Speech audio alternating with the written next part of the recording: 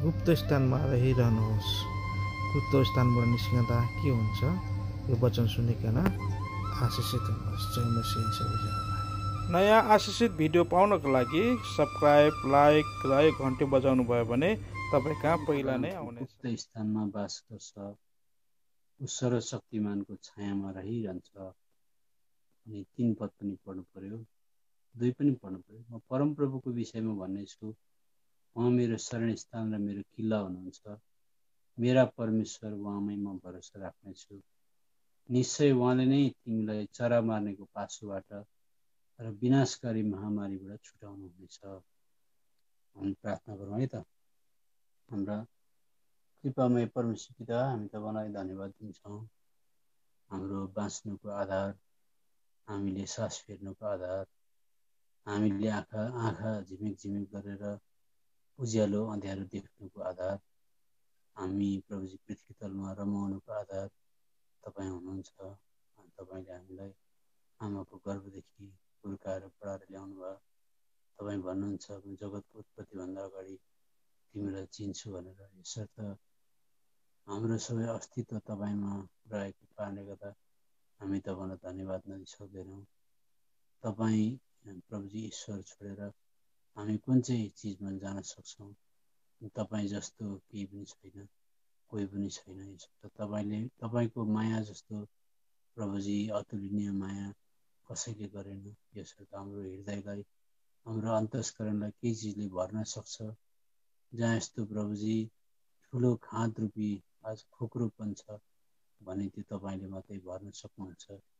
किनभने अन्तस्करणमा, मान्छेको आत्मामा के चिजले भर्न सकिन्छ भनेर त्यो तपाईँले बनाउनु भएको तपाईँलाई थाहा छ। यसर्थ तपाईँको उपस्थितिले, तपाईँको वचनले, तपाईँको सङ्गतिले, तपाईँको प्रतिज्ञाले हामीलाई के भन्नु त तपाईँले हामीलाई प्रभुजी उकिललाई पढाउने मान्छे बुढो बाउनु हो कि इक्जाम्पल त्यहाँ बाटोमा तपाईँले हामीलाई कृपया त्यहाँ म्युट गर्नुहोला।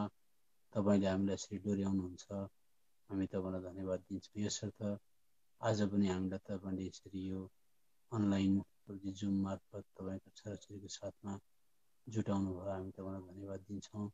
आजको पाठ चाहिँ पनि भजनको किताब 91 अध्याय रहेको छ, हामी तपाईँलाई धन्यवाद दिन्छौँ।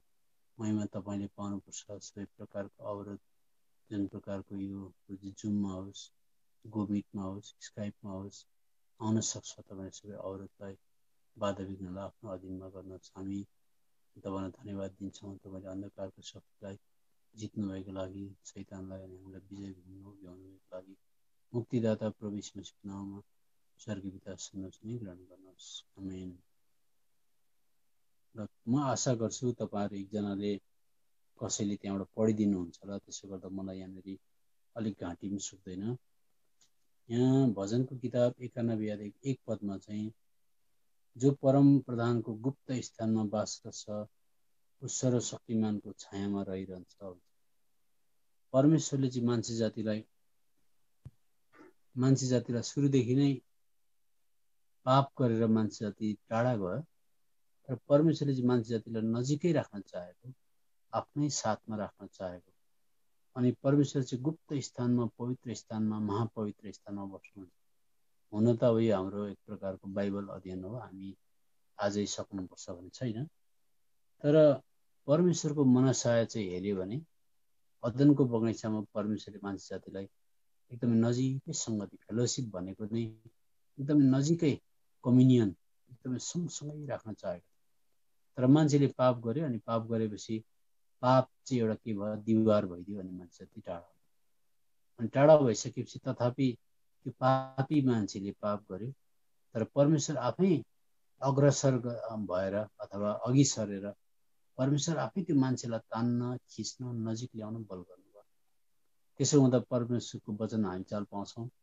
परमेश्वरले प्रस्थानको किताब 25 अध्यायको 8 पदमा, मान्छे पापी भए तापनि तिमीहरूले मेरो निम्ति एउटा निवास स्थान बनाऊ, ताकि म तिमीहरूको बिचमा रहन सकौँ भनेर नजिकै गुप्तै जग्गामा अथवा उहाँसँगै राख्न चाहेको। तर परमेश्वरको निम्ति इजरायली जातिले निवास स्थान, वासस्थान पनि बनायो, तर पनि मान्छे जातिको पापले गर्दा चाहिँ परमेश्वर नजिक आउनै सक्नु भयो। किन भन्दा हामीलाई थाहा छ बाहिर एउटा निवास स्थानको बाहिरपट्टि आँगन हुन्थ्यो। त्यो आँगनमा पस्ने बित्तिकै त्यहाँनिर एउटा वेदी हुन्थ्यो, पित्तलको वेदी। त्यसले अहिलेको नयाँ नियमको भाषामा प्रभु यीशु मसीहको क्रुसलाई बताउँछ। त्यो वेदीमा पशु प्राणीहरू मरेकै हुन्थे। त्यहाँबाट त्यो वेदी नाङ्ने बित्तिकै फेरि एउटा ठुलो हुन्डी हुन्थ्यो।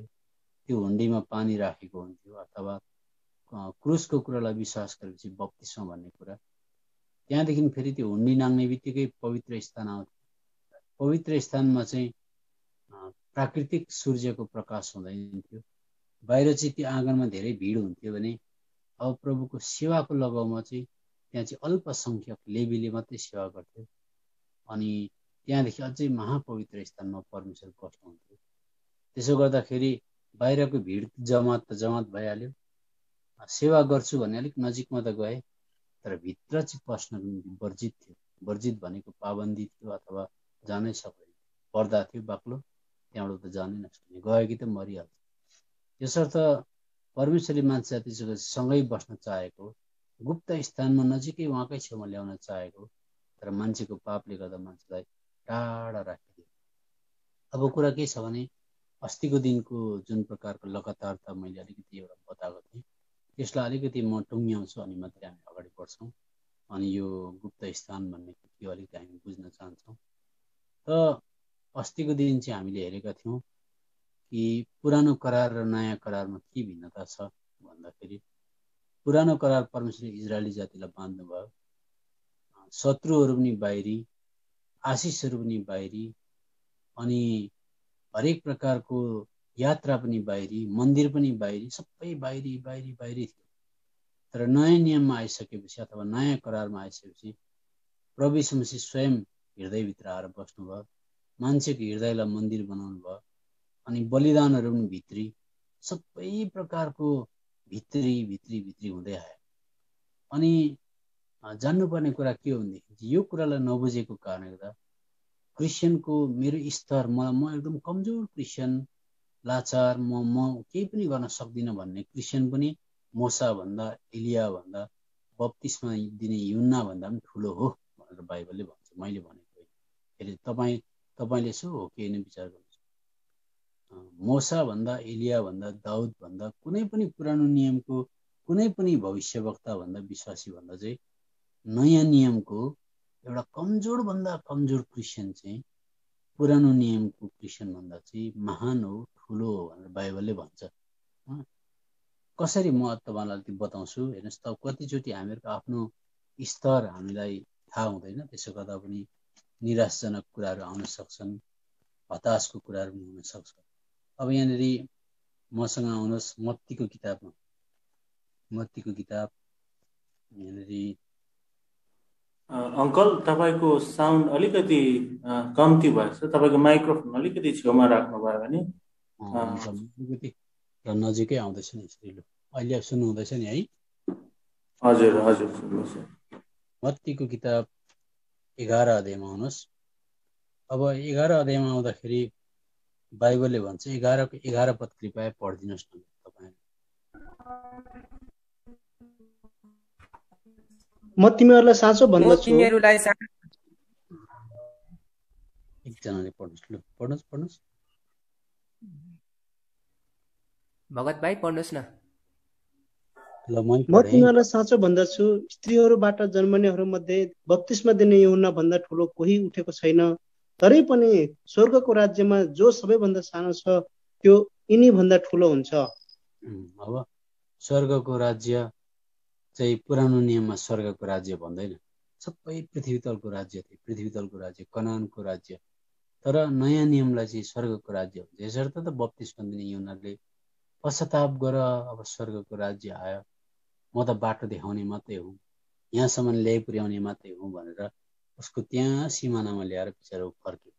अब यहाँ भन्दैछ स्वर्गको राज्यमा भनेको चाहिँ अहिले प्रभु यीशु मसीह आइकन प्रभु यीशु मसीहलाई विश्वास गरेर, प्रभु यीशु मसीहको रगतमा विश्वास गरेर पवित्र आत्मा पाउनेलाई चाहिँ स्वर्गको राज्य हुन्छ। बिस्तारै बुझाउँछु सुन्नुहोस् है। अनि बप्तिस्मा दिने यूहन्ना भन्दा पनि ठुलो हो एउटा क्रिस्चियन चाहिँ भन्दैछ।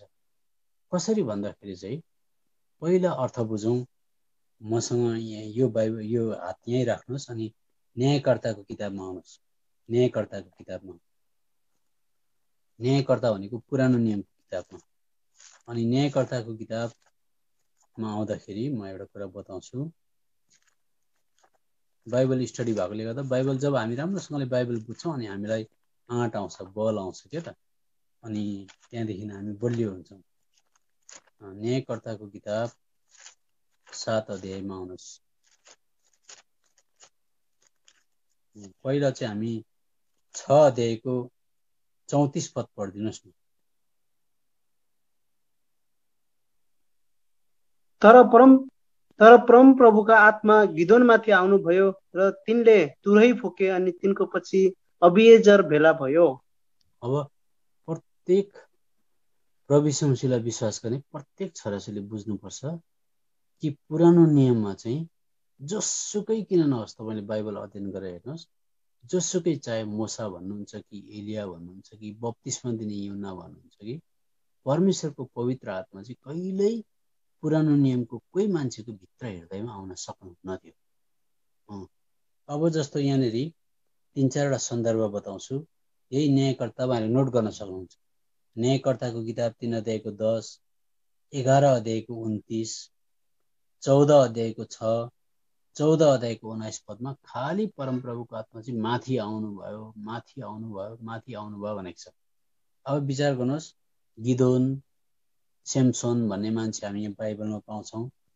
उनीहरूले गधाको बङ्गराले 1000 जना मान्छे मारेको, एकदमै बृहत ठुलो फलामको गेट एक्लै बोकेर माथि लगेर फ्याँकिदिएको, यस्तो ठुल्ठुलो पराक्रमी सामर्थ्य काम गरेको देख्छौँ। कति बेला भन्दा जब परमप्रभुको आत्मा गिदोन माथि आउनुभयो, बारक माथि आउनुभयो भनेपछि माथि आउँदाखेरि त्यो काम गर्थे। त्यसो हुँदाखेरि जब परमप्रभुको आत्मा आउँथ्यो, आइसकेपछि हामीलाई थाहा छ सिम्सोनले सिंहलाई च्यातचुत पारेर मारेको, सिंहलाई। तर यहाँ राम्रो याद गर्नुहोस्, त्यो परमप्रभुको आत्मा आइसकेपछि फलामको गेट उचाल्छ, 1000 जना मान्छे बङ्गराले मार्छ अनि सिंहलाई मारिदिन्छ। तर भित्र बसेको अभिलाषाको सिंहलाई मार्न सक्दैन। भित्र बसेको अभिलाषाको सिंह चाहिँ कस्तो हुन्थ्यो भन्दा चाहिँ त्यो फलामको गेट फ्याँकिसक्यो, 1000 जना मान्छे मारिसक्यो, एकछिन पछाडि बेबिचारी स्त्रीसँग ऊ चाहिँ आज तिम्नातिर झरेको बेबिचारी स्त्रीसँग बसिरहेको हुन्थ्यो। त बाहिरको सिंह जित्यो, किनभने पुरानो करार नै बाहिरी हो, शत्रु पनि बाहिरी हो, आशिष पनि बाहिरी हो, यात्रा पनि बाहिरी हो, अनि आत्मा पनि बाहिर बाहिर आउनुहुन्थ्यो। तर भित्र चाहिँ पवित्र आत्मा बस्न नसकेको कारणले गर्दा भित्रको सिंह रूपी अभिलाषालाई मार्न सक्दैन। त त्यत्रो ठुलो सिंह, शक्तिशाली सिंहलाई मार्यो, अभिलाषालाई मार्न सकेन र आज के भयो, गाजातिर गयो, तिम्नातिर झऱ्यो अनि बेबिचारी स्त्रीसँग बसेको देख्छौँ। त्यस्तै प्रकारले दाउद राजाको कुरा गर्नुहोस्। दाउद राजा भनेपछि अहिले पनि बिचरा कतिजना विश्वासीले दाउदको बारेमा पढेर पोइन्टहरू निकालेर मण्डलीमा बताउँदै गरेका हुन्छन्। अनि प्रेरितको किताब 13 अध्यायको 22 पद अनुसार परमेश्वरले हृदय अनुसारको व्यक्ति पाउनु भयो भनेर दाउदलाई माथि माथि चढाउँदै गरेका हुन्छन्। दाउदले पनि सिंह मार्यो, भालु मार्यो, बाहिरी मार्यो कि मारेन, मार्यो। तर दाउदले भित्रको अभिलाषा मार्न नसक्दा आज के भयो, उसले बेत्सेबासँग व्यभिचार गर्यो, उसका 8वटा स्वास्नी थियो, किनभने भित्र कहिले पवित्र आत्मा बस्नै सक्नुहुन्न थियो। यसर्थ तपाईँले जहिले पनि पुरानो नियममा चाहिँ परमेश्वरको पवित्र आत्मा चाहिँ भित्र आउन सक्नुहुन्न थियो भनेर बुझ्नु पर्यो।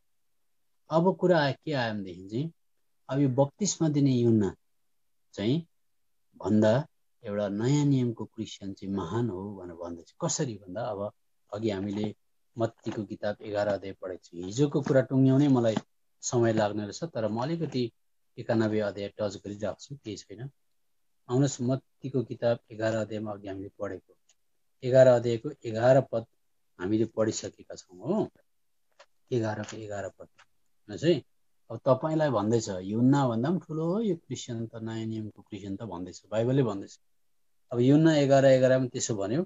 त्यसो भनिसकेपछि 11 अध्यायको 2 पद पढ्दाखेरि चाहिँ के पाइन्छ भन्दाखेरि चाहिँ म पढ्दैछु। अनि जब यूहन्नाले झ्यालखानामा ख्रिस्टका कामहरूका विषयमा सुने, तब उनले आफ्ना चेलाहरू मध्ये 2 जनालाई पठाए। अब बप्तिस्मा दिने यूहन्नाले छोडी त नयाँ नियमको कतिजना इमाउसमा जाने, इमाउस गाउँमा फर्किने चेलाहरू भयो। इभन प्रभु यीशु मसीहको 12 जना चेलाहरूले पनि प्रभु यीशु मसीहलाई चाहिँ एकदम सामर्थी, बलवान, हामीलाई रोमी साम्राज्यबाट छुटकारा गर्छ, हाम्रो इजरायल राज्य अहिले रोमीको साम्राज्यभित्र परेको छ भनेर चाहिँ बाहिरी छुटकारा, बाहिरी लडाइँकै आशा गरेका थिए। तर जब बिस्तारै बिस्तारै बिस्तारै बुझ्दै गए तब मात्रै आज उनीहरूको पनि होस खोलियो। त्यसर्थ यो बप्तिस्मा दिने यूहन्ना पनि पुरानो नियमको लास्ट मान्छे भएकोले गर्दा, सिमानासम्म आइपुग्ने मात्रै मान्छे भएकोले गर्दा चाहिँ यो मान्छेले पनि प्रभु यीशु मसीहले चाहिँ मलाई झ्यालखानाबाट छुटकारा गर्नुहुन्छ, म बन्धनमा बस्नु पर्दैन भनेर पुरानो नियमको जस्तै मोसा, एलिया, यर्मिया, यरियोको पर्खाल ढालेको, लाल समुद्रलाई 2 भाग पारेको, शत्रुलाई धुलो पिठो पारेको त्यही पिक्चर, त्यही नक्सा, त्यही सामर्थ हामीले पनि पाउँछौँ होला भनेर यूहन्नाले पनि सम्झेको थियो। अनि जब जेलभित्र पसेपछि अब के छ, ऊ त अलिकति नातेदार पनि हो प्रभु यीशु मसीहको। त्यसो हुँदाखेरि 3 पदमा र उहाँलाई भने अब त्यो खबर पठायो प्रभु यीशु मसीहको जेलभित्रबाट 2 जना चेलाहरूलाई जानु भन्नु। अब के खबर पठाउँदो रहेछ भन्दा, र उहाँले भने के आउनेवाला तपाईँ नै हुनुहुन्छ कि हामीले अर्कोको बाटो हेरौँ भने। राम्रो विचार गर्नुहोस्। अब यो बप्तिस्मा दिने यूहन्ना चाहिँ को हो भन्दा, यता मत्तीको किताबमा आउनुहोस्। यो मान्छे चाहिँ को थियो भन्दा हाम्रो बुझ्नु पर्यो नि, होइन? त मत्तीको किताब 3 अध्यायमा आउँदाखेरि यो 13 पद पढ्दैछु। येशू गालिलबाट यर्दनमा यूहन्ना कहाँ, यो बप्तिस्मा दिने यूहन्ना कहाँ उनीद्वारा बप्तिस्मा लिन आउनुभयो। अनि पहिला त भन्यो, प्रभु तपाईँले कसरी मैले तपाईँलाई बप्तिस्मा दिनु भनेर नम्रता देखाए। प्रभुले भन्नुभयो, होइन, अहिले धार्मिकता पुरा गर्नुपर्छ, तिमीले नै मलाई बप्तिस्मा देऊ भनेर भन्नुभयो। त्यहाँबाट जब यो बप्तिस्मा दिने यूहन्नाले प्रभु यीशु मसीहलाई समातेर पानीमा डुबायो अनि निकाल्दाखेरि त्यो पानी तर्किसकेको पनि थिएन, उसले माथि निकालिसकेको पनि थिएन। उसको आँखाले आकाशबाट एउटा ढुकुर उडेर आएको देख्यो। अनि देखेर प्रभु यीशु मसीहको काँधपट्टि बस्यो कि शिरमा बस्यो कि ठ्याक्कै बस्यो। अब त्यो आँखाले देख्यो। अनि फेरि आवाज आयो स्वर्गबाट, यिनी मेरा प्रिय पुत्र हुन् जससँग म अत्यन्तै खुसी छु भन्ने आवाज पनि आयो। अब यत्रो आवाज आएको अनि ढुकुर उडेर आएर चाहिँ प्रभु यीशु मसीहको शरीरमाथि बसेको देखेको मान्छेले चाहिँ जब जेलखानाभित्र पस्यो अनि सोध्न पठायो, भन प्रभु यीशु मसीह तपाईँ नै हुनुहुन्छ कि अर्कै अलिकति मलाई जेलबाट निकाल्ने खालको अलिक अर्कै आउँछ हो, भन, मलाई त अलिकति पत्यार लागेन भन्यो। त्यसो हुँदाखेरि चाहिँ आज के भयो, नयाँ नियमको क्रिस्चियन भन्दा ऊ कमजोर भयो। किन भन्दा भित्र पवित्र आत्मा आउनु भएको थिएन। अब नयाँ नियमको क्रिस्चियनलाई उभ्याउनुहोस्। नयाँ नियमको क्रिस्चियन लुते छ, प्रभु यीशु मसीह को बारेमा उसले स्वर्गबाट त्यस्तो कानमा आउने गरी आवाज सुनेको पनि छैन।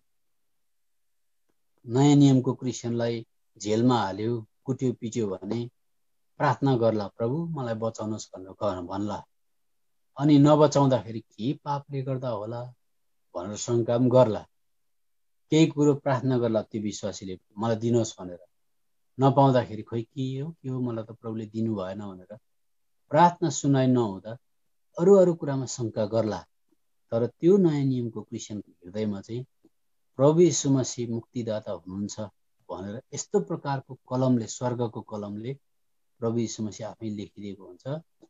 सरापलाई पनि बेला बेला, तर त्यो कहिल्यै पनि प्रभु यीशु मसीह छोडेर अर्को कुनै हुनुहुन्छ भनेर चाहिँ उसको अन्तरात्माले कहिल्यै भन्न सक्दैन। त्यति दरोगडी लेखिएको हुन्छ। यसर्थ तपाईँ जस्तै अग्निमय परिस्थितिमा जानु परोस्, किन होला प्रभुले मेरो सुनवाई गर्नु भएन भनेर शङ्का आउला, शैतानले ल्याउँछ।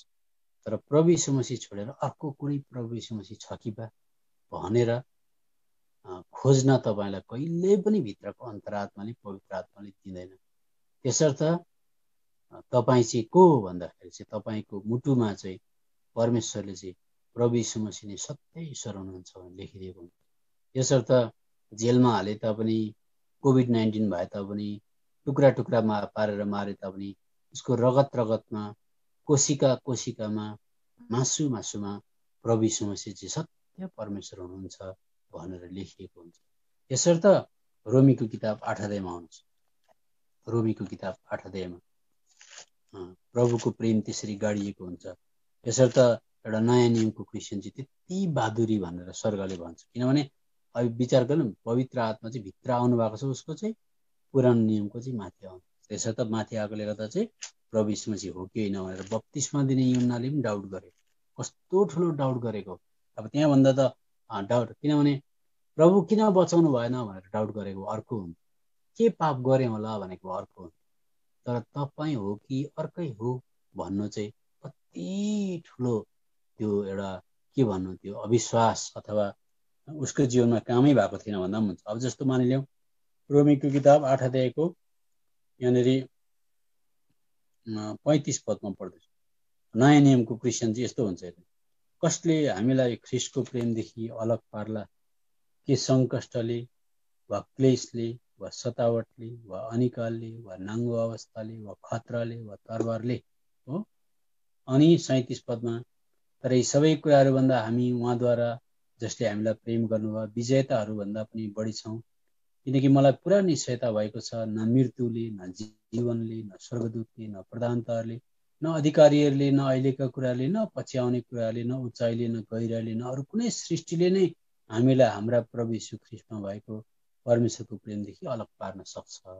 यसर्थ नयाँ नियमको क्रिस्चियनलाई चाहिँ सिंहको खोरमा हाल्दा भोकै लुगा थिएन, झत्तेर झुम्रे लुगा लगाएको आमा बाउ कथा, तर सिंहको खोरभित्र पस्दाखेरि प्रार्थना गरेर ऊ के भयो, बहादुरीको साथमा टुक्रा टुक्रा च्यात्दाखेरि मैले प्रभु यीशु मसीहलाई छोडेँ। प्रभु यीशु मसीह नै सत्य हो भने, सिजर हो भन्न, रोमको राजा चाहिँ प्रभु हो एकखेप भन्छ छुटकारा हुन्छ भन्दा बरु भोकै मर्यो, तर उसले त्यसो भनेन। त्यति साह्रो वीर हुन्छ भित्र अन्तरात्मा। त्यसले गर्दा अब हिजो मैले भनेको थिएँ पुरानो नियममा चाहिँ मोसा पर्वतमा चढेर गइसकेपछि तल आउँदाखेरि उनको अनुहार प्रकाशले चम्किन्थ्यो, तर प्रकाश घट्दै जान्छ भनेर मोसाले आज के गर्थे, घुम्टो हाल्थे। साँच्चै नै प्रकाश घट्दै घट्दै घट्दै पनि जान्थ्यो।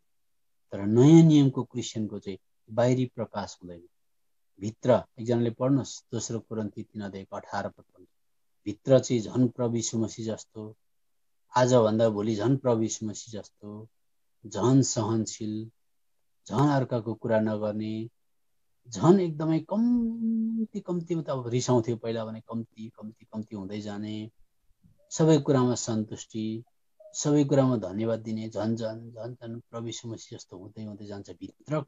भित्रको व्यक्ति चाहिँ प्रभु यीशु मसीह जस्तो चम्किँदै चम्किँदै चम्किँदै जान्छ भन्छ। पढ्नुहोस् त 2 कोरिन्थी 3:18। तर नढाकिएको चेहराले प्रभुको महिमा ऐनामा जस्तै हेर्दा हेर्दै हामी सबैजना प्रभुद्वारा जो आत्मा हुनुहुन्छ एक महिमादेखि अर्को महिमामा सर्दै त्यही रूपमा बदलिँदै जान्छौँ। हो, अब हाम्रो पाठमा अलिकति आउँ यतातिर हो। अब हाम्रो पाठ चाहिँ भजनको किताब 91 अध्याय छ। अब प्रभु यीशु मसीह संसारमा किन आउनु भएको भन्दा धेरैलाई थाहा छ पाप क्षमा गर्न आउनु भएको, त्यो पनि करेक्ट हो। हामीलाई माया गरेर आउनु भएको करेक्ट हो। तर आउनुभन्दा अगाडि प्रभु यीशु मसीह आएको ठाउँदेखि यता प्रभु यीशु मसीह आएको ठाउँदेखि अथवा स्वर्गमा चाहिँ के हुन्थ्यो, उहाँले यसो भन्नुहुन्छ। उहाँ स्वर्गबाट हिँड्नुभन्दा अगाडि यता पृथ्वी तलमा मान्छे भएर आउनुभन्दा अगाडि हितोपदेश 8 अध्यायको 30 पद पढ्दैछु। तब म एक निपुण कारिगरको रूपमा उहाँकै बगलमा थिएँ। अघि हाम्रो पाठ छ परमप्रभुको साथमा अथवा गुप्त स्थान। परमप्रभु चाहिँ महापवित्र स्थानमा बस्नुहुन्छ अनि उहाँकै बगलमा थिएँ भनेको सँगै थिएँ, सङ्गति। त्यो महापवित्र स्थानमा गुप्त स्थानमा स्वर्गमा सँगै थिएँ भनेको। हर दिन म उहाँको प्रसन्नता थिएँ, उहाँका सामु म सधैँ आनन्दित रहन्थेँ। उहाँ आउने बेलामा उहाँलाई थाहा छ स्वर्गको विवाह यस्तो परमेश्वरको छेउमै बस्थेँ, गुप्त स्थानमै बस्थेँ, आनन्द नै आनन्द हुन्थ्यो त्यहाँ भनेर भन्नुभयो। अनि यहाँ पृथ्वी तलमा आउनुभयो। किन आउनुभएको भन्दा यहाँ चाहिँ छोडिएको तपाईँ र म जस्तो पापी मान्छेलाई फेरि फर्काएर त्यही जग्गामा लाने। यसर्थ यो पृथ्वी तलमा कुनै पनि कुरामा भौतिक सांसारिक आनन्द छ, तर रहिरहने सदा सर्वदा अनि भरिभराउ हुने खालको आनन्द छैन। त्यो आनन्द चाहिँ कहाँ पाइन्छ भन्दा पिताको उपस्थितिमा पाइन्छ, उहाँ पुग्यो भने मात्रै पाइन्छ भनेर बाइबलमा भजनको किताब 16 अध्यायको 11 पदमा छ। पढ्नुहोस्, भजनको किताब 16 अध्यायको 11 पदमा।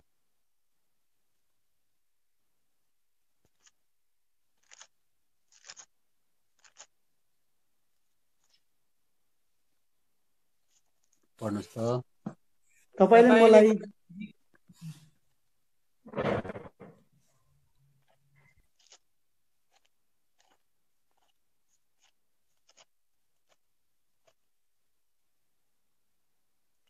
कसले पढ्ने है?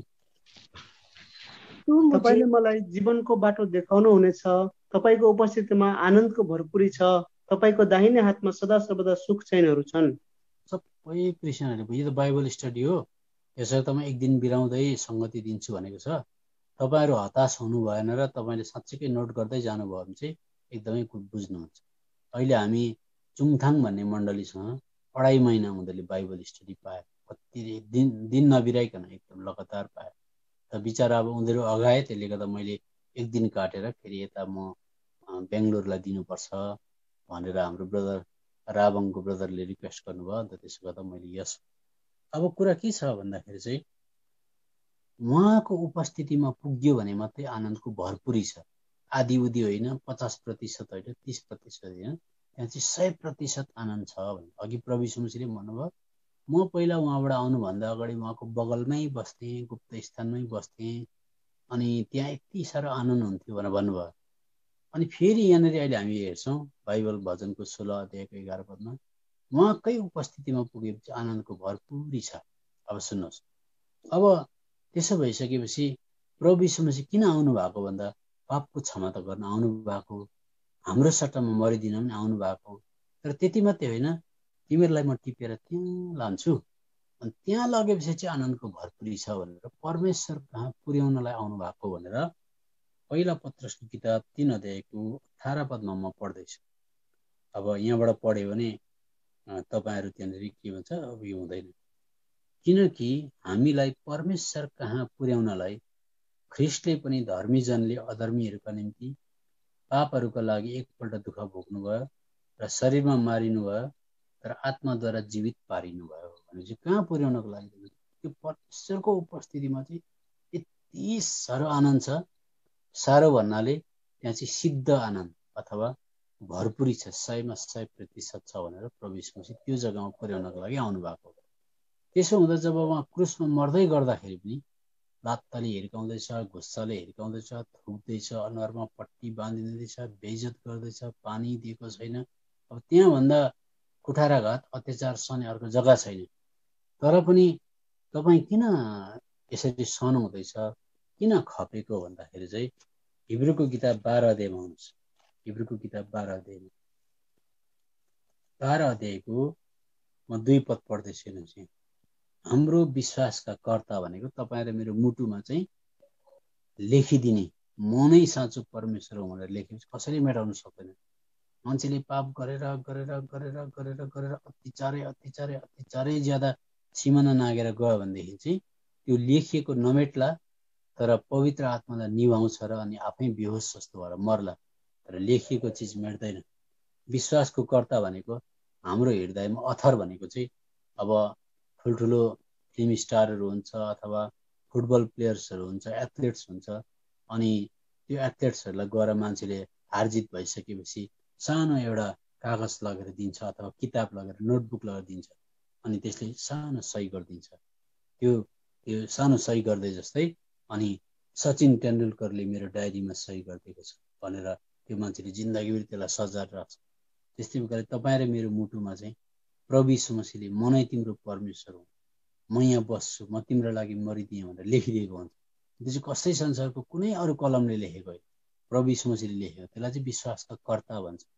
त्यसले गर्दा हाम्रो विश्वासका कर्ता र सिद्ध पार्नुहुने येशूलाई हेर्दै, जसले आफ्नो अघिल्लोतिर राखिएको आनन्दका निम्ति शर्मा, हेर्नुहोस् अघिल्लोतिर भनेको त्यो स्वर्गमा भनेको आनन्दका निम्ति शर्मलाई पनि तुच्छ ठानेर क्रुसको सासमा सहनुभयो र परमेश्वरको सिंहासनको दाहिने हातपट्टि बस्नुभयो। भनेपछि किन प्रभु यति साह्रो मरिहत्ते गरेर खपेको भन्दा यति भयङ्कर आनन्द छ त्यहाँनिर, यस्तो खालको सिद्ध आनन्द छ त्यो जग्गामा चाहिँ कति बेला जाउँ भएको छ भनेर त्यसर्थ तपाईँ टाढाबाट घर आउनुहुँदैछ भने घरको मिठासले, घरको यादले, बाटोको यात्राहरूको कति कठिनाइहरू हामी बिर्सिन्छौँ। कहिले घर पुग्छौँ भनेर, घर पुगेपछि भइहाल्छ नि, परदेश यस्तै हो भनेर हामी त्यो दुःख कटनी गर्छौँ। त्यस्तै प्रकारले प्रभु यीशु मसीहले आफ्नो घर जानुभन्दा अगाडि चाहिँ आनन्दका निम्ति मैले सहेको सबै कुरा खपेको भनेर भन्नुहुन्छ। अब मेरो विषय त यता त थिएन, तर अब यसरी यता तन्केर आयो। अब म कुरा के बताउँछु भने फेरि एकछिन पुरानो नियममा जाउँ। पुरानो नियम र नयाँ नियमको क्रिस्चियनलाई कसरी छुट्याउनु भन्दा बाइबलले भन्छ पुरानो नियममा परमेश्वर क्रिस्चियन अथवा इजरायलीसँग खुसी हुनुभएको छ भने, फेरि दोहोऱ्याएर भन्छु है, पुरानो नियममा परमेश्वर इजरायलीसँग खुसी हुनुभएको छ भने त्यसको चिन्ह, त्यसको लक्षण के हुन्थ्यो भन्दाखेरि कसैले भजनको किताब 41 अध्यायको 11 पद पढ्नुहोस्। भजनको किताब 41 अध्यायको 11 पद पढ्नुहोस्।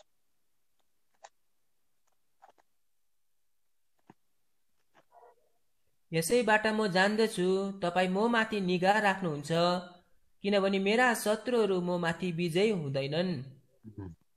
अब कसैले इङ्ग्लिसमा पढ्यो भने त्यहाँनिर लेखिएको छ कि तपाईँ मसँग वेल प्लिज हुनुभएको छ। यसद्वारा चाल पाउँछु कि शत्रु म माथि हावी हुँदैन। शत्रुलाई मैले जहिले जितेको छु कि तपाईँ मेरो पक्षमा हुनुहुन्छ। त्यसर्थ मैले शत्रुलाई जहिले जितेको कारणले गर्दाखेरि चाहिँ this is the sign I can find out, मैले पत्ता लगाउन सक्छु कि तपाईँ मेरो साथमा हुनुहुन्छ भनेर एउटा इजरायलीले गर्व गर्न सक्थ्यो। अब सुन्नुहोस् है, अब यति चाहिँ तपाईँले दाग लगाएर राख्नुहोस्। पुरानो नियमको तपाईँले चाबी कुरा बुझ्नु पर्यो, यही पदले बताइहाल्छ। परमेश्वर चाहिँ इजरायलीसँग खुसी हुनुहुन्छ भन्ने प्रमाण के छ भन्दा चाहिँ शत्रुलाई इजरायलीले जित्यो भनेदेखि चाहिँ परमेश्वर खुसी।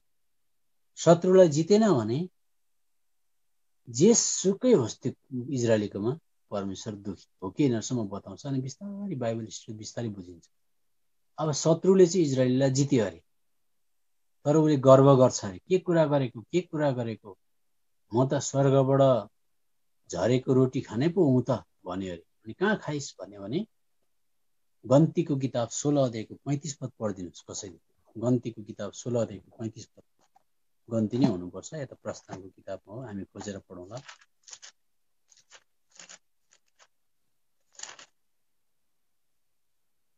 म पढ्दैछु है। अच्छा, प्रस्थानको किताब रहेछ क्या, त्यहाँनिर लेखेको छ नि परमेश्वरले मन नझार्नु भयो भन्ने कुरा बताउन चाहेको। कसैले पाउनु भयो मलाई सहायता गर्दा हुन्छ। प्रस्थान 16 को 35 हुनुपर्छ। अब मैले बिस्तारै बताउँदैछु है। 16 को 35 मै पढ्दैछु है। अनि बसोबासो गरेको देशमा नआइपुगुन्जेल इजरायलीले 40 वर्षसम्म मन्ना खायो। भन्नु मतलब बिहानै बेलुका परमेश्वरले विदाउट फेल, मान्छे जस्तो सुकै होस्, शत्रुले उसलाई जितोस् कि उसले शत्रुलाई जितोस्, जहिले परमेश्वरले मन्ना झारेको जारै गर्नुहुन्छ। ब्रेकफास्ट चाहिँ जहिले स्वर्गबाट आउँछ। अब गर्व गरे अरे म खेलाँची होइन, स्वर्गबाट भनेको त अब हेर्नुहोस् न के भन्छ, स्वर्गबाट झरेको रोटी खानु भनेको थियो, खेलाँची कुरा होइन। फेरि भने अरे मैले चट्टानको पानी पिएको छु, परमेश्वरले चट्टान फोरेर पानी दिनुभयो भने अरे। गन्तीको किताब 20 को 11 पद। अलि एकैजनाले पढ्नुहोस् त लु। गन्ती 20 अध्यायको 11 पद। मैले पाएँ भने मै पढिहाल्छु।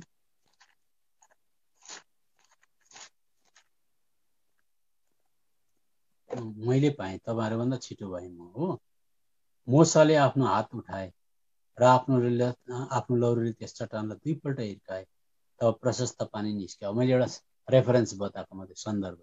चट्टानबाट निस्केको पानी खायो हो, त्यस्तो पानी त संसारमा कहीँ पाइँदैन नि त। चट्टानबाट निस्केको पानी, परमेश्वरले दिएको पानी।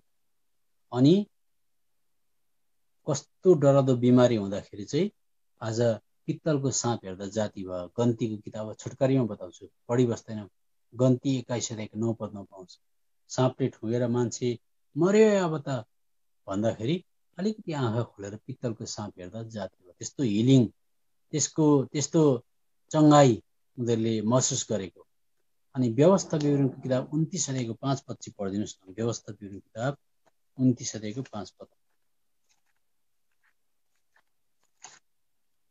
मै पाएँ लु यी, अनि मैले तिमीहरूलाई 40 वर्षसम्म उजाड स्थानमा डोर्याएँ। तिमीहरूका लुगाहरू तिमीहरूका शरीरमाथि पुरा नभएका छैनन्, न त तिम्रो जुत्ता तिम्रो पाउमा पुरानो भएको छ। एउटा मान्छे हिँड्दाखेरि 1 वर्षको नानीले अथवा 2 वर्षको नानीले टपरा जस्तो एउटा के भन्छ पत्ताको कागजको नानीले लाउने जुत्ता कस्तो हुन्छ? नानीले लाउने जुत्ता, भर्खर जन्मेको नानीले लाउने जुत्ता कस्तो हुन्छ? कपडाको जुत्ता हुन्छ हो। त्यसो कपडाको जस्तो जुत्ता लगाएर जुन चाहिँ भोटो लगाएको थियो, 40 वर्ष जाँदाखेरि त्यो भोटो चाहिँ ओभर साइज पनि भएन, अन्डर साइज पनि भएन, अनि त्यो पत्ताको जस्तो जुत्ता कहिले फाटेन। 40 वर्षसम्म जुत्ता नफाट्नु भनेपछि त्यस्तो मान्छेलाई गवाई भन्न लगायो भने अहिलेको क्रिस्चियनले सायद मुख गरेर सुनिबस्नु होला। हेर्नुहोस्, त्यस्तो कुरा पनि उनीहरूको जीवनमा महसुस गरेका थिए। उनीहरूको बाटोमा कुनै खेती किसान थिएन, कुनै काम धन्दा व्यवसाय थिएन, तर जहिले गोजीमा पैसा हुने। यो कहाँ लेखेको छ? भजनको किताब 105 अध्यायको 37 पदमा पाइन्छ।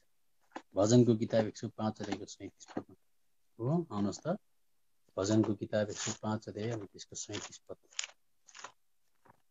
सायद यसमा पनि मै छिटो हुन्छ होला है। हेर्नुहोस् है, भजनको किताब 105 अध्यायको 37।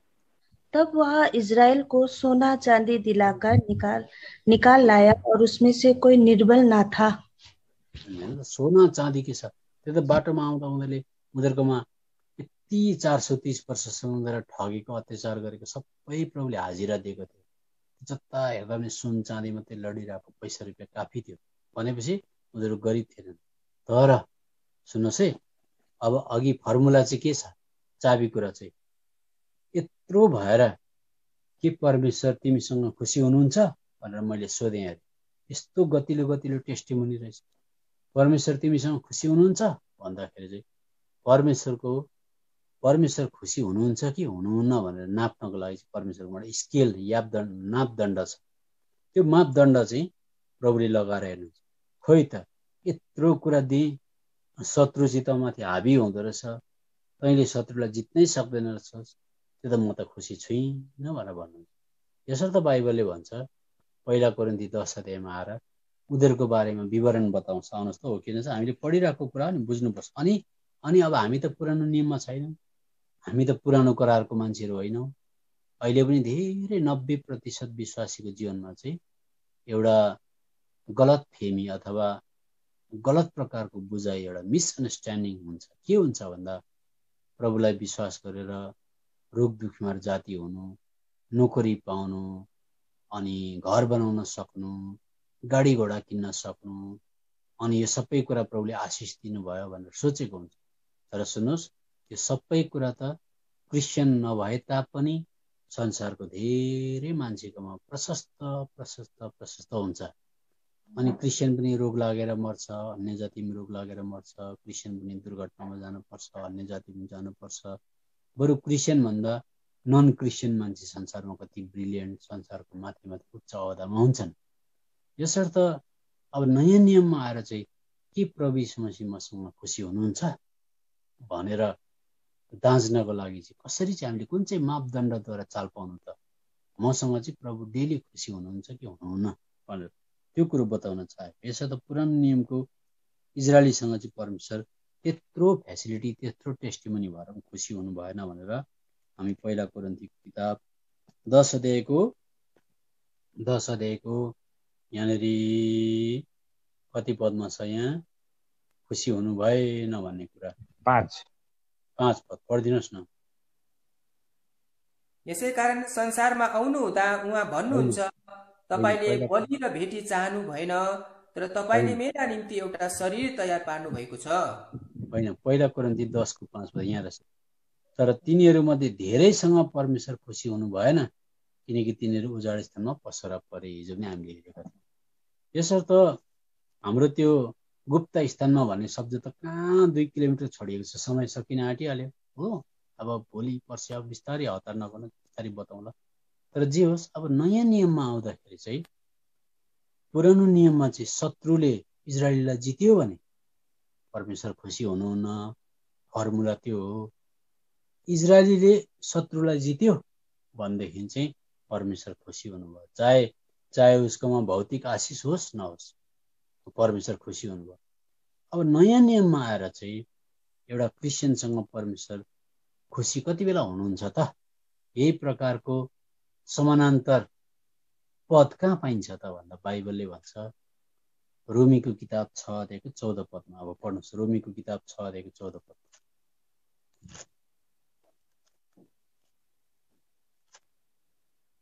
किनकि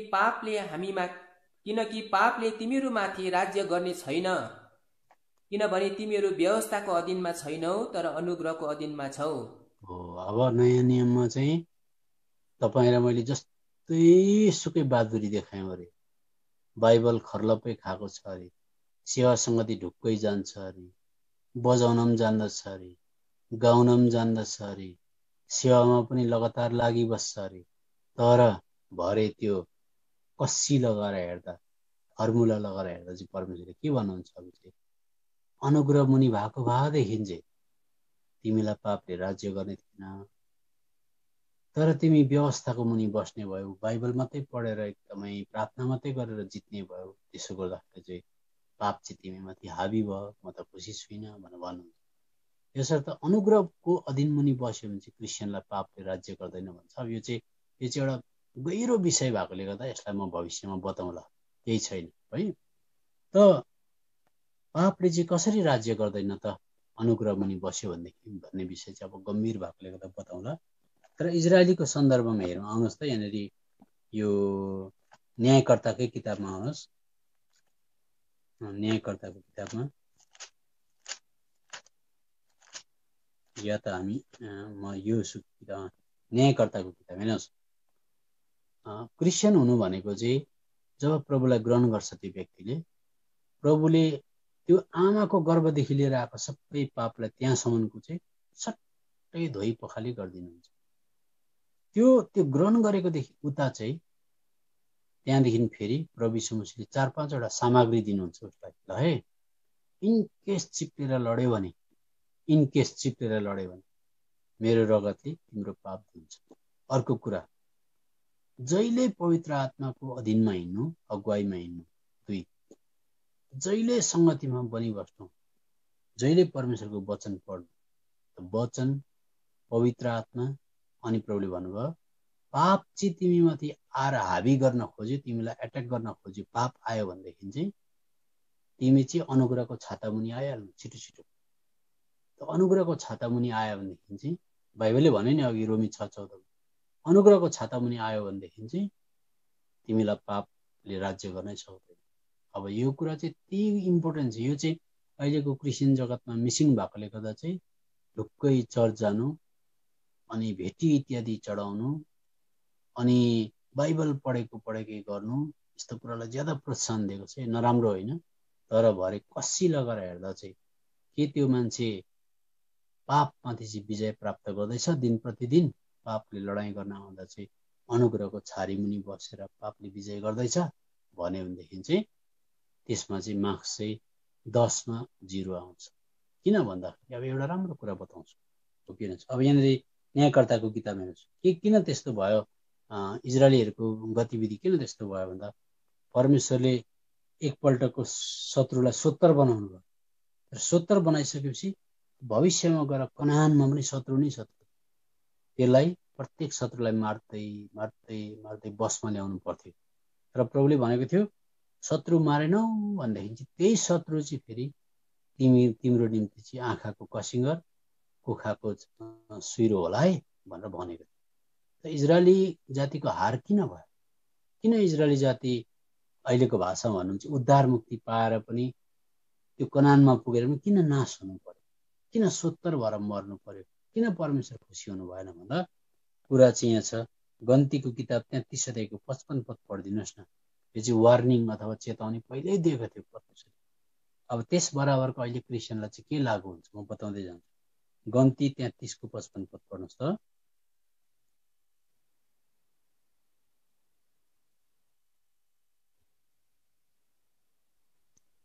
तर तिमीहरूले आफ्नो सामुबाट त्यस देशका बासिन्दाहरूलाई निकालेनौ भने यस्तो हुनेछ, उनीहरूमध्ये जसलाई तिमीहरू छोडिदिन्छौ तिनीहरूका आँखामा सुइराहरू र तिमीहरूको कोखमा काँडाहरू बन्नेछन् अनि तिमीहरू बसेका देशमा तिनीहरूले तिमीहरूलाई दुःख दिनेछन्। अब यो न्यायकर्ताको किताबमा अहिले हामीले पल्टाएको छौँ। 1 अध्यायको पढ्नु हुँदैन, अहिले समय छैन। 17 देखि 33 पदसम्म पढ्यो भने, न्यायकर्ताको किताब 1 अध्यायको 17 देखि 33 पद पढ्यो भनेदेखि यसो भनेको, सुरुमा चाहिँ इजरायलीले दया माया नदेखाइकन त्यो शत्रुलाई मार्दै कब्जा गर्दै त्यो जग्गा कब्जा गर्दै गरे। तर 1-2 दिन बादमा चाहिँ के भयो भन्दा, जस्तो अब 28 पद पढ्दैछु, जब इजरायल सामर्थ्य भयो तब यस्तो भयो, उनीहरूले ती कनानीहरूलाई बेगारी काममा लगाए तर तिनीहरूलाई पूर्ण रूपले धपाएनन्। फेरि 29 पद, एप्रेमले पनि गेजरमा बस्ने कनानीहरूलाई धपाएनन् तर ती कनानीहरू गेजरमा उनीहरूकै बिचमा बसे भनेपछि के भनेको भन्दा चाहिँ परमेश्वरले उद्धार दिनुभयो तर जुन कुरो चाहिँ कनानमा शत्रु बसेको थियो त्योसँग चाहिँ सम्झौता गर्यो। यतिको त केही हुँदैन, यतिको त केही हुँदैन भनेर माया देखाए, दया देखाए, पापलाई मार्नुपर्ने चिजलाई दया माया देखाउने हुँदा त्यही चिज पछाडि गएर कसिङ्गर भएर तिनीहरूको रीतिरिवाज सरेर आयो, तिनीहरूको मूर्ति पूजा गर्न सिकायो, मूर्तिको प्रसाद खान सिकायो, संस्कार सबै सरेर आयो। त्यसो हुँदा बिस्तारी बिस्तारी बिस्तारी परमेश्वरको क्रोध उनीहरूको माथि भड्क्यो। अब त्यसले गर्दा उनीहरू नाश भयो। अब नयाँ नियममा आउँदाखेरि परमेश्वरले हाम्रो सबै एकपल्टको पापलाई के गरिदिनु भयो, क्रुसमा टाँगिएर धोइदिनु भयो। यहाँदेखि उता चाहिँ तिमी स्यामसन होइन, तिमी दाउद होइन, तिमी एलिया होइन। स्यामसन, दाउद, एलिया बप्तिस्मा दिने यूहन्नाको मुटुभित्र हृदयभित्र पवित्र आत्मा बसिन, तर तिमीलाई त मैले पवित्र आत्मा दिएको छु। तिम्रो पवित्र आत्माद्वारा कनान रूपी तिम्रो शरीरमा टुप्पीदेखि फेदसम्म पापहरूका अभिलाषा, गनगन गर्ने कुरा, चित्त दुखाउने कुरा, झडङ रिसाउने कुरा, इरिटेसन, झर्को मान्ने कुरा, अर्काको निन्दा गर्ने कुरा, खानामा लोभी गर्ने कुरा, व्यभिचारी आँखा, यस्ता पापहरू भयङ्कर भयङ्कर दाउद गोलियत जस्तो पाप राक्षस तिम्रो शरीरमा बसेको हुन्छ। फुसुक्क मन दुखाउने, चित्त दुखाउने यस्ता पापहरू हुन्छन्। तिमी यस्ता पापलाई आत्माद्वारा मार्नुपर्छ। त्यसले गर्दा मैले यो आत्मा दिएको भनेर रोमीको किताब 8 अध्यायको 13 पदमा लेखेको छ। अनि रोमीको किताब 8 अध्यायको 13 पद पढ्नुहोस् त लु, किन छ? किनकि तिमीहरू शरीर अनुसार जियो भने तिमीहरू मर्नेछौ, तर तिमीहरूले आत्माद्वारा शरीरका कामहरू मार्यो भने तिमीहरू जिउनेछौ। अब परमेश्वरको त्यो गुप्त स्थानमा चाहिँ को पुग्न सक्छ त भन्दाखेरि हेर्नुहोस्, प्रत्येक घर परिवारमा, प्रत्येक क्रिस्चियन चर्चेसमा, प्रत्येक मण्डलीमा तपाईँ जानुहोस्, धेरै टाढा जानु पर्दैन। पति पत्नीको बिचमा, छोराछोरी र आमा बाउको बिचमा ससानो कुरामा, संसारको यो भौतिक ससानो कुरामा डिस्कस, एउटा बोल्ने बित्तिकै अर्कोले जवाब दिएको, त्यहाँदेखि रिसाएको, झर्किएको, अर्काको मान्छेको कुरा गरेको, घरमा अलिकति खसालेको, अलिकति ढालेको, यस्तो अनेकौं पापले राज्य गरिरहेको हुन्छ। तर उनीहरूले सम्झेको हुन्छ प्रभुलाई पाएँ, पाप क्षमा भए, चर्च जाँदैछु, सबै कुरा भनेर त्यस्तो कुरामाथि ध्यान दिएको हुँदैन। त्यसर्थ एउटा कुरा पढ्न मन पर्यो, कुनै पनि मान्छेले, नयाँ नियमको क्रिस्चियनले चाहिँ पक्का म चाहिँ अनुग्रहको अधीनमा बस्छु भनेदेखि चाहिँ जिब्राको झगडा भन्छ बाइबलले। जिब्राको झगडा भनेको डिस्कस, डिबेट, ससानो कुरामा झर्किने, बिच्किने, अर्काको निन्दा गर्ने कुरा चाहिँ त्यो जिब्रो चाहिँ हेर्दा चलेको मात्रै हो। कुरा चाहिँ भित्रबाट आउँछ। भित्र चाहिँ आत्माले काम गर्न दिएको छैन भने मान्छे बुढो सेतै फुलेको मान्छे पनि चर्चा गर्ने, रिसाउने, दबाउने, एउटालाई ढाल्ने, चर्चमा राजनीति गर्ने, पोलिटिक्स गर्ने, यस्तो खालको कुरा हुन्छ। अन्त सिट ओगटेर बसेकोले गर्दाखेरि चाहिँ म यो चर्चको यो हो भन्ने, अन्त मिटिङ कन्डक्ट गर्यो भनेर खुसी हुने, गीत गाएर प्रचार गरेर यस्ता कुरामा मान्छे खुसी भएको हुन्छ। तर सानो कुरामा झडङ रिसाउने, झर्किने, बिच्किने, यस्तो खालको पापले राज्य गरिरहेको, लोभी, चिच्चा, एकदम यस्तो खालको मान्छेहरू हुन्छ। त्यसर्थ यहाँ भजनको किताब 31 अध्यायमा हुन्छ। किन त्यस्तो भयो भन्दा चाहिँ एक दुईवटा मोटामोटी पापलाई फ्याँक्यो, ढोल ढ्याङ्ग्रा फ्याँक्यो, मूर्ति फ्याँक्यो, धर्म परिवर्तन गरेको भने जस्तो गरेर दसैँको टिका लाउन छोड्यो, सबै छोड्यो। तर जुन कुरामाथि चाहिँ क्रिस्चियन हाबी हुनु पर्थ्यो आत्माद्वारा, त्यसपछि भएको हुँदैन। त्यसले गर्दा त चर्चमा गएर 1 दिन 2 दिन बसेपछि त्यहाँको गतिविधि सब चाल पाइन्छ। कानमा आएर फुक्न थाल्छ, ऊ त्यो त्यस्तो हो, ऊ त्यो त्यस्तो भनेर। म एक जग्गा गएको अनि त्यो मान्छे मरेर गयो, त्यसले गर्दा मात्रै मैले नमुना बताएको, मान्छेको नमुना पनि बताउनु, त्यो मान्छेको नाम त म भन्दिनँ, मरेर गइसकेको कारणले गर्दा पनि म भन्दैछु। अब अगाडिपट्टि पुलपिटमा बसेको छ, देखाएर भन्छ ऊ त्यसलाई चाहिँ त्यो चाहिँ यहाँ आउन बल गर्दैछ, त्यसलाई चाहिँ भाइ कहिले जिन्दगीमा म यहाँ आउन दिँदिनँ, त्यसलाई म प्रार्थना गर्न दिए पो। अब हेर्नुहोस् त के हो त्यो प्रार्थना गर्न दिनु नदिनु, त्यो यहाँ आउँछ अरे अनि त्यसलाई आउन चाहिँ नदिने भनेर अगाडिपट्टि म पुलपिटमा बसेर मलाई जस्तै दामी गाडीमा चढाए तापनि म त त्यस्तो सुन्न पनि गएको होइन, मलाई त्यस्तो चाहना पनि छैन, मलाई त्यस्तोसँग केही मतलब। त्यसो जहीँ जाँदा पनि 2 दिन बसेपछि त्यहाँको गतिविधि चाल पाइन्छ। किन भन्दा क्रिस्चियनिटी विदाउट क्रस भयो, क्रस छैन। क्रस भएको भए क्रस बोक्थ्यो, जस्तै नराम्रो कुरा आउँदा पनि क्रुसद्वारा माफी दिन्थ्यो। माफी दिएपछि प्रभुले क्रुसद्वारा माफी दिनुभयो, कहिले सम्झना गर्नु भएन, कोट्याउनु भएन, त्यसरी उसले माफी दिन्थ्यो। जस्तै विपरीत कुरो आउँदा पनि क्रुस बोक्थ्यो, माफ दिन्थ्यो। त्यसो गर्दा ख्राइस्ट यीशु मसीह उसमा झल्किनुहुन्थ्यो, अरूले नमुना देख्थे। अनि त्यसो हुँदा प्रत्येक विश्वासी क्रुस बोक्ने भइदिएको भए समस्या हुने थिएन। तर आज क्रिस्चियनिटी चाहिँ भयो अनि क्रस छैन, अनि क्लब मात्रै भयो। क्लब भनेको तिम्रो लागि म गर्छु, मेरो लागि तिमी गर, हामी आदान प्रदान गरौँ, राम्रोसँगले खाउँ, हाम्रो मोटो एउटै हो, स्वर्ग जाने। र याद गर, मलाई तिमीले चित्त दुखाउनु हुँदैन, मैले तिमीलाई चित्त दुखाउनु हुँदैन। क्लबमा त्यस्तो हुन्छ। आउनुहोस् त भजनको किताब 31 अध्यायमा कसैको घरमा पनि कसैको जीवनमा पनि यो जिब्रोको नियन्त्रण भएको छैन भने, जिब्राको झगडामा डिस्कस डिबेटमा फ्यामिली पर्छ भने, छोराछोरीले आमा बुबालाई मुख लाग्छन् भने, बुढीले बुढालाई मुख लाग्छ भने, बुढाले बुढीलाई मुख लाग्छ भने, अथवा अलिक परतिर गएर अर्काको कुरा गर्छ भनेदेखि चाहिँ त्यो मान्छे गुप्त स्थानमा पुगेको हुँदैन। किनभने यो भजनको किताब 31 अध्यायको 20 पद पढ्नुहोस्।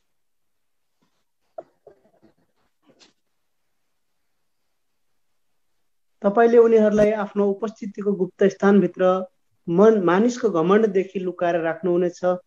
तपाईँले उनीहरूलाई एउटा मण्डपभित्र जिब्राहरूको झगडादेखि टाढामा गुप्त रीतिले राख्नुहुनेछ। र कुनै पनि डिस्कस डिबेट, कुनै पनि किन नहोस्, कुनै पनि डिस्कस डिबेटदेखि चाहिँ हामी बाँचेर बस्नुपर्छ।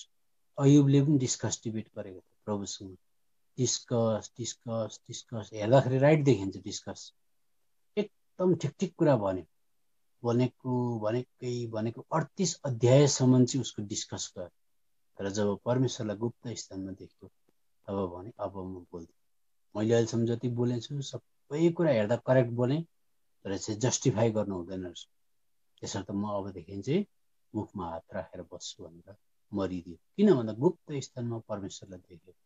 त्यस्तो जो मान्छे गुप्त स्थानमा पुग्छ त्यो मान्छे बोल्नु त होइन, मुर्दा सरहरू लड्छ। हामीलाई थाहा छ एचकेलको किताब 1 अध्यायमा गयो भने एचकेलले परमेश्वरको दर्शन देखे, एकदम मरेतुल्य भएर लड्यो। यशायाको किताब 6 अध्यायमा यशायाले परमेश्वरलाई देख्यो, अबै म पापी मान्छे, फोरी मान्छे, म त अशुद्ध ओठ भएको भने ऊ पनि डरायो। प्रकाशित वाक्यमा यूहन्नाले प्रभु यीशु मसीहलाई देखे, मरेतुल्य भएर घोप्टिए।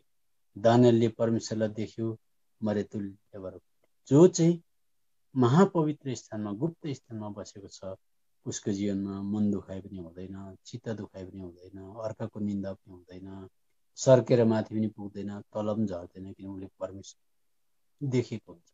यसर्थ त्यो जग्गामा पुगिसकेपछि त्यहाँको आनन्दले खान्छ। त्यहाँको आनन्दले मान्छे भरिभर भएपछि पृथ्वी तलको कुनै परिस्थितिले पनि त्यसलाई के गर्दैन, इफेक्ट गर्दैन। यसर्थ तपाईँलाई पनि त्यो महापवित्र स्थान गुप्त स्थानमा जाने इच्छा छ भने 2टा कुरा चाहिन्छ। आउनुहोस् त्यति पढेर म बन्द गर्छु, 9:30 हुन आँटेसम्म ढिलो हुन्छ। अब सायद 5 मिनटमा सक्छु म। हिब्रूको किताब 10 अध्यायमा आउनुहोस्। प्रत्येक क्रिस्चियनको चाहिँ जन्मसिद्ध अधिकार चाहिँ त्यो मन्दिरको बाहिर आँगनमा बप्तिस्मा र प्रभु यीशु मसीहको क्रुसमा खुसी हुने होइन, सेवामा खुसी हुने पनि होइन। सेवा पनि मूर्ति हुन सक्छ क्रिस्चियनको लागि, तर खुसी हुने हो भनेदेखि चाहिँ गुप्त स्थानमा जहिले बस्छु, भनेर आज त्यो जन्मसिद्ध अधिकारभित्र पसेपछि चाहिँ कहिले बाहिर निस्किनु हुनु पर्दैन। हिब्रूको किताब 10 अध्यायमा दुईटा चिज चाहिन्छ है भित्र जानको लागि। हेर्नुहोस् हो कि हेर्नुहोस्, हिब्रूको किताब 10 अध्यायको 19 र 20 पद पढ्नुहोस् त।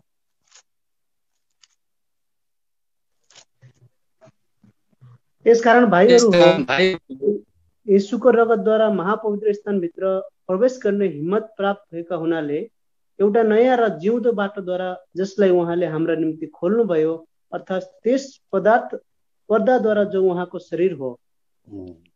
जसले चाहिँ महापवित्र स्थानमा परमेश्वरको गुप्त स्थानमा जान चाहन्छ उसलाई दुईटा सामग्री चाहिन्छ। यीशुको रगतलाई दाबी गरेपछि सबै पाप धोइन्छ, अब जानलाई रेडी भयो। तर अर्को चिज खोज्छ महापवित्र स्थानले, भन यो त नयाँ बाटो हो त, अनि यो त जिउँदो बाटो हो, प्रभु यीशु मसीहले ओपनिङ गरेको भन्छ त्यहाँको स्वर्गदूतले। अनि कसरी ओपनिङ गर्नुभयो भन्दा शरीर छ नि, शरीर उहाँको शरीरभित्र पर्दा थियो भन्छ। कस्तो पर्दा भन्दा फेरि बुझाउँछ। अब मैले बुझाउन खोजेको, पुरानो नियममा पर्दा थियो नि, पर्दा हो। त्यो पर्दा चाहिँ क्रुसमा उहाँले सबै आफ्नो इच्छालाई निछावर गरेर चुपचाप सहँदा खप्दा सबै प्रकारको अत्याचार अभियोग आफूमाथि लिँदाखेरि मात्रै त्यो उहाँको मनको पर्दा, मनको इच्छा रूपी पर्दा फाट्दा मात्रै यो पर्दा फाटेको पो त। तिमी पनि यो जिउँदो बाटोमा हिँड्छौ भने एक दिन हिँडेर हुँदैन, जिउँदो बलिदान हुनुपर्छ। तिमी पनि कदम कदममा बोलु लागेको हुन्छ, तर बोलु लाग्दा तिम्रो इच्छालाई तिमीले फटाउनु पर्छ। तिम्रो इच्छा एकदमै कडा हुन्छ, त्यो बाक्लो पर्दा जस्तै। त्यो इच्छालाई फटाएर तिमी मरिदियो भने तिमीले गुप्त स्थानको अनुभव महसुस गर्छौ। तिमी रिसाउन आँटेको थियौ, तर तिम्रो इच्छालाई तिमीले फटायौ। शरीरभित्र इच्छा हुन्छ, इच्छाले मात्रै शरीर मुढा रूपी शरीरलाई तान्छ। त्यो इच्छालाई फटायौ अथवा तिमी टुक्रिदेऊ, तिमी मरिदेऊ भने बुढा र बुढी डिस्कस पर्न आँटेको थियो, तर बुढो पनि बोलेन बुढी पनि बोलेन, दुईजनाले खप्यो भनेदेखि दुवैजनालाई त्यो महापवित्र स्थानको आनन्दै भरि बस्छ। तर बुढो चाहिँ रिसायो, बुढी चाहिँ रिसाएन भने बुढी चाहिँ महापवित्र स्थानको आनन्दले आज उलट हुन्छन् भने बुढो चाहिँ गेटदेखि बाहिरै हुन्छ। त्यसर्थ याद गर्नुहोस्, हो कि हेर्नुहोस्, राम्रो विचार गर्नुहोस् मैले के भन्दैछु। पुरानो नियममा त्यो मन्दिरमा बलिदानको वेदीलाई देख्यो, त्यसले क्रुस बताउँछ। पानीको हुन्डी बतायो, बत्तिस्मा बताउँछ। त्यहाँदेखि पवित्र स्थानमा धूप छ, प्रार्थनाको जीवन भनेको। रोटी छ, वचन जान्दछु भनेको। सामदान छ, पवित्र आत्माको बारेमा जान्दछु। प्राकृतिक उज्यालो होइन, म त स्वर्गीय उज्यालोमा पो त बाइबल पढ्न सक्छु अथवा बुझ्न सक्छु भने सबै प्रकारको सबै थियो।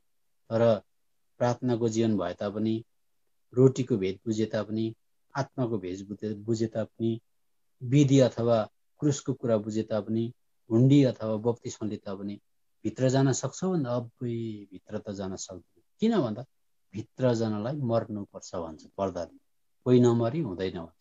यसर्थ यहाँ बाइबलले भन्दैछ केही चिज चाहियो अरे, महापवित्र स्थानभित्र पस्नको लागि यीशुको रगत एउटा, अर्को चाहिँ जिउँदो बाटो भनेपछि कदम कदममा क्रिस्चियन मर्नुपर्छ। त्यसर्थ दिनौँ मर्छु भनेको। अनि जिउँदो बाटोद्वारा जसलाई उहाँले हाम्रा निम्ति खोल्नुभयो, अर्थात् त्यस पर्दाद्वारा जो उहाँको शरीरभित्र पनि इच्छा थियो। अनि त्यो इच्छालाई उहाँले कदम कदममा इच्छालाई ठोक्राउनु पर्थ्यो, मार्नु पर्थ्यो, चुप लाग्नु पर्थ्यो, सहनु पर्थ्यो, जिब्राको झगडामा आउनुहुन्न थियो। त्यसो गर्दाखेरि उहाँले महापवित्र स्थानको बाटो खोलिदिनु भयो। अनि यो चाहिँ जिउँदो बाटो हो। उहाँले भन्नुहुन्छ जो कोही आउँछ यो बाटोबाट आउँदाखेरि चाहिँ कदम कदममा मर्नुपर्छ र मात्रै महापवित्र स्थानको उपभोग गर्न पाइन्छ आनन्द। बाइबलले त्यसो भन्छ। यसर्थ अब म लामो जाँदिनँ, सक्यो, लामो जाँदिनँ त के मैले सकेँ। हामीलाई प्रभुले गरेका हुन्। हामी पुरानो नियमको क्रिस्चियन होइन। हामीलाई प्रभुले पवित्र आत्मा दिएको छ ताकि हामी शरीरको प्रत्येक अभिलाषा, प्रत्येक पापमाथि विजय प्राप्त हुँदै जाउँ। तब मात्रै परमेश्वर खुसी हुनुहुन्छ। एक अर्को कुरा, हामीलाई महापवित्र स्थानमा, गुप्त स्थानमा राख्नको लागि प्रभु यीशुले आउनु भएको। अनि हाम्रो गुप्त स्थानमा छौँ भनेदेखि जहिले शान्ति बरकरार हुन्छ, जस्तै परिस्थितिमा पनि। हो कि होइन एउटा कुरा भनेर बन्द गर्छु। तपाईँ गीत गाउनुहोस्, तपाईँ बाइबल पढ्नुहोस्, तपाईँ चर्च जानुहोस्, एक प्रकारको शान्ति भइबस्छ। तपाईँको कसैप्रति केही प्रकारको एबी विरोध छैन, शान्तिले राज गरिबस्छ। त्यो चाहिँ गुप्त स्थानको महापवित्र स्थानको। तर छिरिक्कै रिसाउनुहोस् त, छिरिक्कै अर्काको कुरा गर्नुहोस् त, तपाईँलाई चिसो अशान्ति हुन्छ। त्यो चाहिँ प्रमाण हो, त्यो चाहिँ प्रुफ हो तपाईँ गुप्त स्थानबाट बाहिर निस्किनु भयो। त सानो पापले पनि आउट गरिदिन्छ, सानो पापले पनि तपाईँलाई त्यो महापवित्र स्थानदेखि आउट गर्छ। फेरि पश्चाताप गरेर फेरि सरी भने फेरि भित्र प्रश्न पाइन्छ। त्यसर्थ यो सपिङ मलमा एउटा अटोमेटिक दैलो हुन्छ नि, एउटा अटोमेटिक दैलो, ठिक्क त्यहाँ मान्छे पुग्दा चाहिँ सट्टै खुलिन्छ। त्यसको मतलब तपाईँ र म कदम कदममा मऱ्यौँ भने त्यो दैलो खुल्दैछ, मर्न चाहेनौँ त्यो जिउँदो बाटोको दैलो ठ्याक्क बन्द जान्छ। यो चाहिँ रहस्य कुरा। यसले गर्दा आजको यो वचनद्वारा कसी लगाएर हेर्नुहोस् र मैले लामो समय दिएँ। सबैजनालाई हाम्रो युट्युब च्यानल कफरनहुम विथ एल्सादाईलाई तपाईँहरू सबैजनाले माया गरिदिनुहोस्, प्रार्थना गरिदिनुहोस् अनि सब्सक्राइब गरिदिनुहोस्। धन्यवाद।